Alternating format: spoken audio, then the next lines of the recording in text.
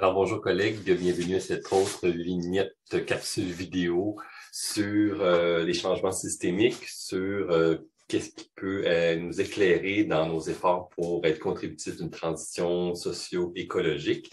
Donc, je vous présente l'approche, la perspective multiniveau. Donc, je vous partage là, ma présentation. Que voici, voilà. Donc, c'est Patrick Dubé de la Maison de l'innovation sociale qui m'a parlé de cette approche-là il y a quelques années, qui s'inscrit beaucoup dans la trajectoire de l'approche des systèmes ouverts que j'ai moi-même étudié. Donc, l'approche multiniveau, qu'est-ce que c'est? En fait, c'est vraiment une lunette qui se préoccupe des transformations de systèmes sociotechniques, que je vais vous en parler dans un instant, en particulier là, des transformations pour générer des transitions vers plus de durabilité, vers plus de résilience. Donc, et la particularité de cette approche multiniveau-là, c'est qu'on essaie de comprendre justement les rapports d'alignement en trois niveaux, le paysage, le régime et la niche ou l'innovation de niche.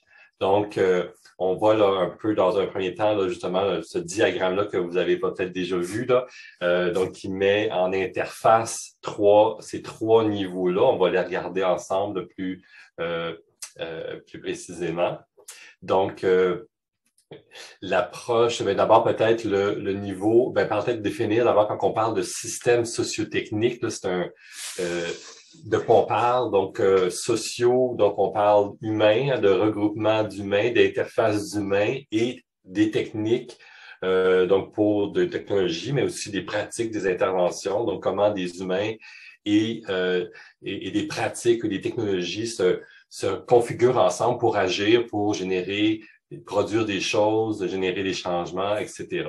Donc, les systèmes sociotechniques, c'est l'ensemble des liens complexes, là, économiques, culturels, sociaux, etc., entre les différents acteurs qui vont se réseauter et qui vont adopter des stratégies là, cohérentes, puis qui vont faire que justement, ça va perdurer dans le temps, là, parce qu'on parle de systèmes qui perdurent, qui continuent dans le temps, qui vont avoir acquérir une certaine stabilité. Donc, les régimes sociotechniques, qui étaient l'interface du milieu qu'on a vu là, dans l'ensemble tantôt, donc justement, va être caractérisé par l'ensemble des règles, des institutions, des technologies, des pratiques qui sont dominantes, puis qui se renforcent mutuellement. Donc, quand on peut parler de plein de champs de pratiques, qu'on parle de téléphonie cellulaire, d'agriculture bio, de développement des communautés, de protection de la jeunesse. Donc, c'est des systèmes qui regroupent des acteurs, des pratiques, il y a des lois qui accompagnent ça, il y a des programmes universitaires qui préparent à ça. On voit que ces systèmes-là perdurent dans le temps et sont relativement stabilisés, là. Et ça ne veut pas dire qu'il n'y a pas nécessairement d'innovation qui se fait, il y en a, mais dans une trajectoire beaucoup plus prévisible et plus progressive, là. Bien sûr, puis il y a des régimes sociotechniques qui peuvent être très verrouillés, donc très imperméables aux transitions sociales, technologiques qui sont nécessaires pour justement s'adapter à nos nouvelles réalités, une nouvelle conscientisation.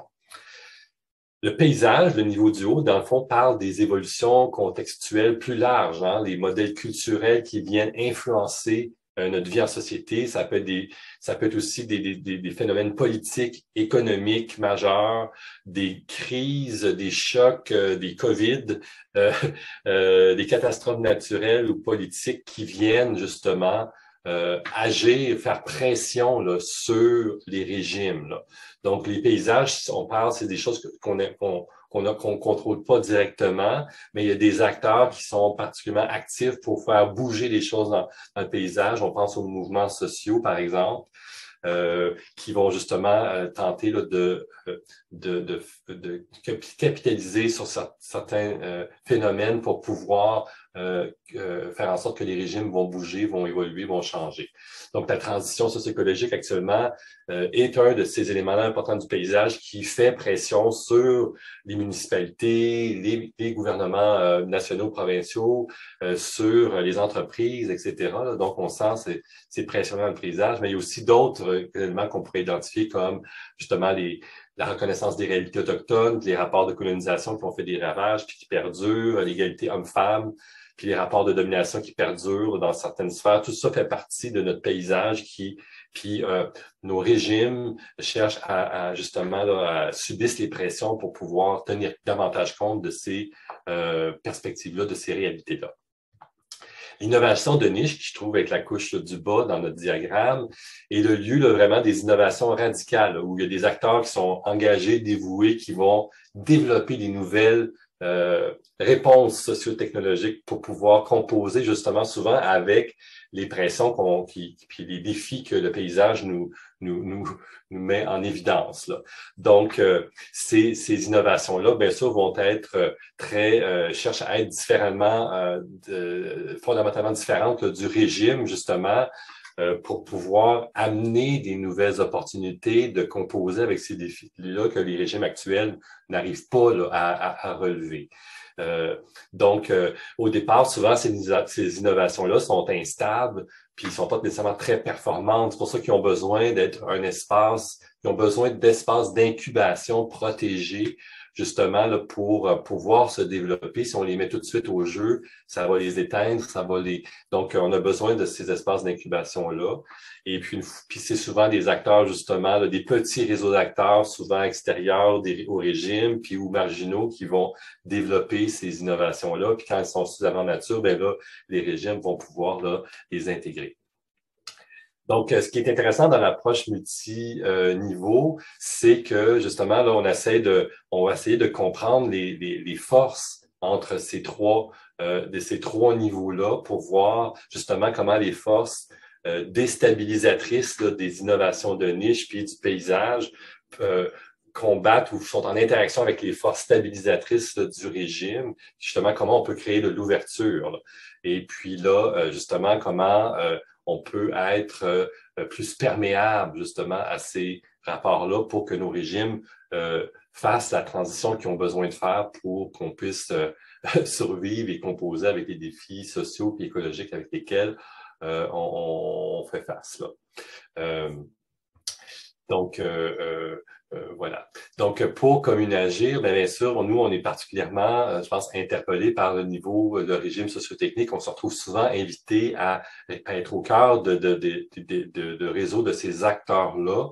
Et on peut, nous, peut-être justement, être contributifs là, de cette transition-là. Voici juste avec quelques pistes de réflexion, mais dans le fond, dans quelle mesure on veut justement scanner puis veiller sur le paysage avec les acteurs territoriaux pour qu'on le rende plus présent, pour qu'on en soit plus influencé justement. Est-ce qu'on peut aussi contribuer à cartographier les niches d'innovation puis s'assurer de la présence des conditions d'incubation pour que justement il y ait des nouvelles possibilités là, qui puissent à être expérimenté.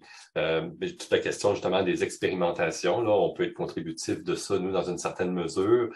Comment aussi toute la question des déclins dans les régimes, justement, les déclins dans les institutions.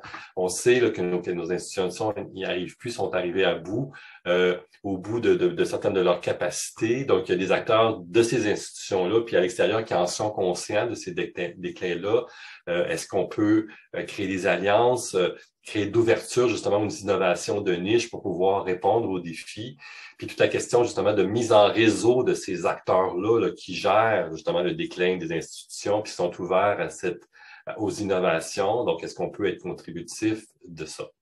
Donc, quelques pistes de réflexion en espérant là, que ça puisse alimenter nos discussions sur notre contribution là, à la transition socio-écologique, puis comment on peut aider à mettre ça à l'agenda des collectivités.